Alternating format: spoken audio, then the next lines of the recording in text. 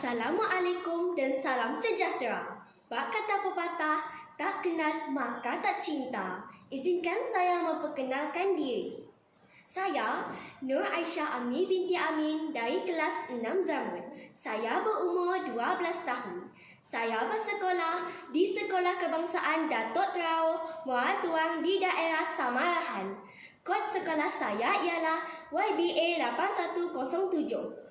Hobi saya ialah membaca buku dan menyanyi serta bercita-cita menjadi seorang anggota polis. Inilah buku yang paling saya gemari. Diberi tajuk Andai Ku Punya Waktu Lagi. Buku ini diterbitkan pada tahun 2014 oleh syarikat Yamani Angels Sendirian Berhad.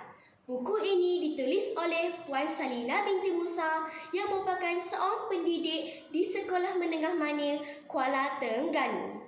Buku menarik ini mempunyai 118 muka surat dan terdapat 13 bab yang menceritakan tentang perjalanan hidup seorang remaja yang telah melakukan kesalahan dan ingin berubah demi masa depan dan keluarga tercinta. Tema utama dalam novel ini ialah kasih sayang di antara ahli keluarga, menghargai masa dengan melakukan aktiviti yang berfaedah serta nilai persahabatan yang membawa keinsafan. Jalan cerita novel ini sangat menarik kerana ia mengisahkan tentang seorang remaja bernama Amir yang tinggal bersama ayahnya, Pak Syukur bekerja sebagai penuai getah dan ibunya, Mak Timah, suri rumah tangga di sebuah kampung. Pada mulanya, Amir seorang pelajar yang bijak dan mengambil berat tentang pelajaran serta menyayangi ahli keluarganya, tetapi telah berubah sikap selepas dibelikan motosikal oleh ayah dan ibunya kerana mendapat keputusan cemerlang dalam peperiksaan tingkatan 3. Motosikal yang sepatutnya memudahkan Amir untuk berulang-alik ke sekolah telah membawa bencana di dalam kehidupannya. Amir mula lupa diri. Dia sering lepak dan berlumba haram pada waktu malam. Nasihat dan teguran daripada ibu dan bapanya tidak diendahkan. Sebaliknya, perangai Amir semakin teruk. Dia terlibat dalam kumpulan mencuri dan terjebak dalam pengedaran dadah. Ayahnya, Pak Syukur yang mendengar Amir terlibat dalam kes kecurian di kampung telah mendapat serangan jantung dan akhirnya meninggal dunia. Kematian ayahnya telah menyebabkan ibu dan adik-adiknya membenci Amir. Amir mula menyesal tentang segala sikap yang tidak mendengar nasihat dan teguran daripada ibu dan bapanya. Di sinilah sahabat karibnya Alia memberikan sokongan dan menghulu bantuan kepada Amir. Dia sering menasihati Amir agar berhenti melakukan perkara yang tidak berfaedah dan membahayakan diri. Amir akur dengan nasihat Alia. Dia cuba menyerahkan dadah milik Abang Jo kepada pihak polis. Malangnya, niat Amir diketahui oleh Abang Jo. Kereta Abang Jo mengejar laju motosikal Amir. Ketika Abang Jo ditembak anggota polis, Amir tidak dapat mengawal motosikalnya kerana tembakan Abang Jo terkena tayar motosikal. Akhirnya, Amir kemalangan. Kedua belah kakinya cedera parah. Amir tidak sedarkan diri. Malang bagi Amir, sebelah kakinya terpaksa dipotong kerana tidak dapat diselamatkan. Amir terpaksa bertongkat untuk berjalan.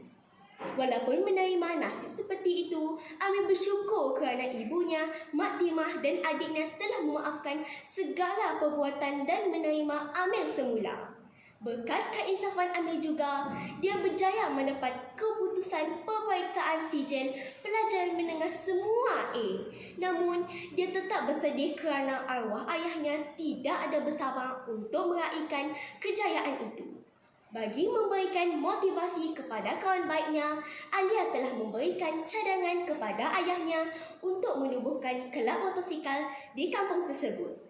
Amir yang dilantik sebagai jurulatih utama telah memberikan kerjasama dan komitmen sepenuhnya menjadikan kelab motosikal sering menempah kejayaan jika mengikut pertandingan yang dianjurkan. Pada penghujung cerita, diselitkan tentang perasaan sayang yang disembunyikan di antara Alia dan Amir. Namun, kedua-duanya tidak bersedia untuk menyatakan kerana bagi mereka, perjalanan hidup masih jauh untuk diharungi. Bagi Amir pula, ujian yang diberikan Allah akan dihadapi dengan semangat kental dan kekuatan untuk menjalani kehidupan dan membuat perubahan yang lebih baik. Akhir sekali, saya ingin menyatakan bahawa buku ini sangat menarik. Saya amat berminat untuk membaca buku ini berulang-ulang kali sehingga ke noktah yang terakhir kerana terdapat jalan cerita yang sungguh dramatik seperti unsur suspense, takut, sedih dan gembira. Di samping itu, pengajaran dan nilai murni yang terdapat di dalam buku ini dapat dijadikan sebagai panduan dan rujukan dalam kehidupan saya seharian. Itu sahaja daripada saya tentang buku ini. Cantik sungguh si bunga kejora buat hiasan di hari raya. Marilah sahut seruan negara, bangsa membaca, bangsa berjaya. Sekian, terima kasih.